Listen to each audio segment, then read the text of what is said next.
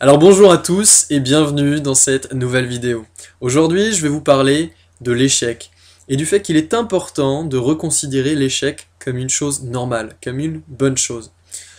L'échec, et oui, ça peut paraître provoquant comme introduction, mais l'échec, c'est quelque chose de très courant sur le chemin du succès.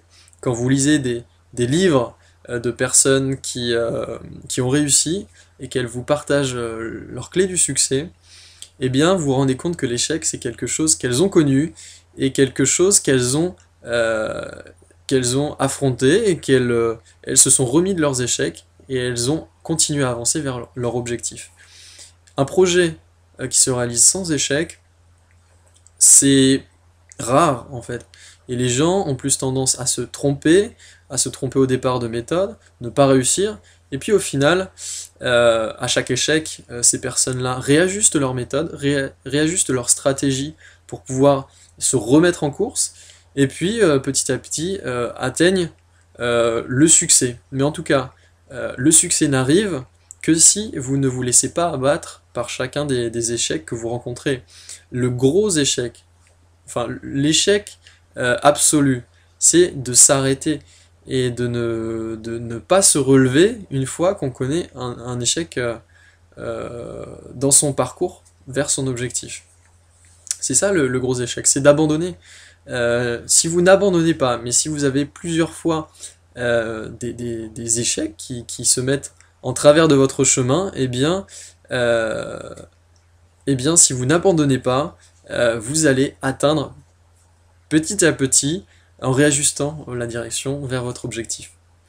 Alors, je tiens à vous donner l'exemple de deux personnalités que vous connaissez et qui ont connu beaucoup d'échecs. Alors, je vous lis un petit texte, une petite description sur une personne qui fit faillite à l'âge de 31 ans, qui fut battue aux élections législatives à 32 ans, qui fit de nouveau faillite à 34 ans, qui vit mourir son ami à 35 ans, qui eut une dépression nerveuse à 36 ans, qui fut battu aux élections locales à 38 ans, qui fut battu aux élections au Congrès à 43 ans, qui fut battu aux élections au Congrès à 46 ans, deuxième fois, qui fut battu aux élections au Congrès à 48 ans, troisième fois, qui fut battu aux élections au Sénat à 55 ans, qui ne put s'inscrire aux élections à la vice-présidence à 56 ans, qui fut battu aux élections au Sénat à 58 ans, deuxième fois, qui fut élu président des États-Unis à l'âge de 60 ans. Et cet homme, c'est Abraham Lincoln. Euh, donc c'est un homme qui a connu beaucoup d'échecs, et vous imaginez bien que s'il considérait l'échec comme quelque chose euh, à ne pas connaître, eh bien, il aurait été découragé depuis longtemps. Donc il a changé son point de vue sur l'échec. Pour lui, l'échec, ça devait être quelque chose de normal, qu'il fallait passer pour pouvoir aller jusqu'à son objectif. De même, il y a une deuxième anecdote que je veux vous partager, celle d'Edison, qui a inventé l'ampoule, mais avant d'inventer l'ampoule, il a fait un nombre de tentatives très impressionnant d'échecs.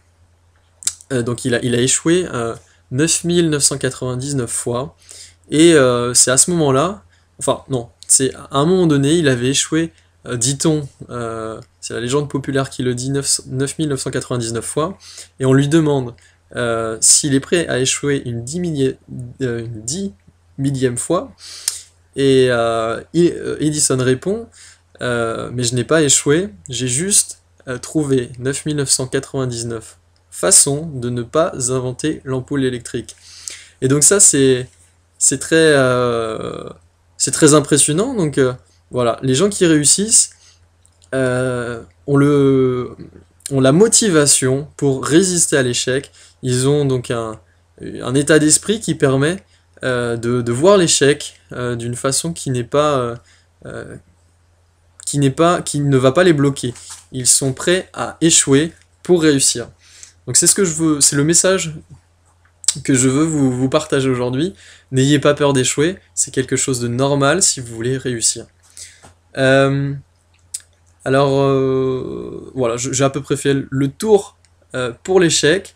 Euh, n'hésitez pas à vous lancer, l'échec sera peut-être au rendez-vous, mais c'est là où vous allez pouvoir apprendre. C'est également un bon moment pour voir ce qui ne marche pas dans votre projet, le réaffiner, réaffiner la méthode, réaffiner la direction, et puis repartir de plus belle.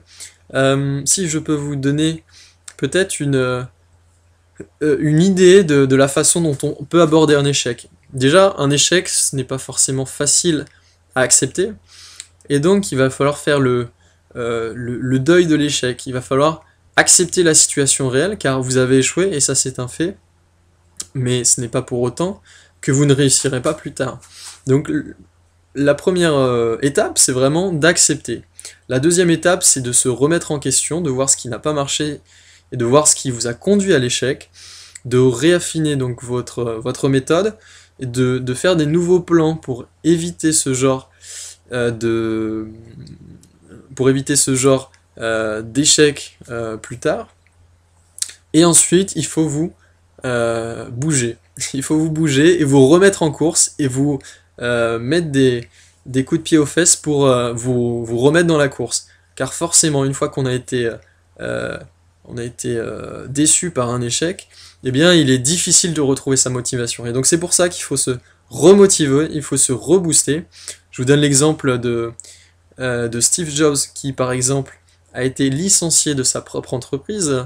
Apple l'a viré à un certain moment, donc ça a été l'échec pour lui.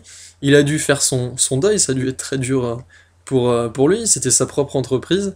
Donc il a fait cette première étape, il a fait son deuil, et puis ensuite il a réfléchi sans doute à ce qu'il pouvait faire de sa vie, comment il pouvait se remettre de son échec, quelles étaient les méthodes, les stratégies.